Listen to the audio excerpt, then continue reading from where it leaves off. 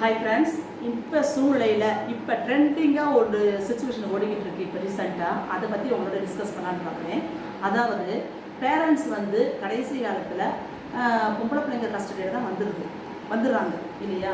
அப்போ அந்த பொம்பளை பிள்ளைங்க என்ன செஞ்சுறாங்க, ஒரு சிலர் வீட்டில் என்னது ஆம்பளை பிள்ளைங்க வந்து ஃபாரினில் இருக்காங்க அப்படின்ட்டு பேரண்ட்ஸை விட்டுட்டு போயிடுறாங்க.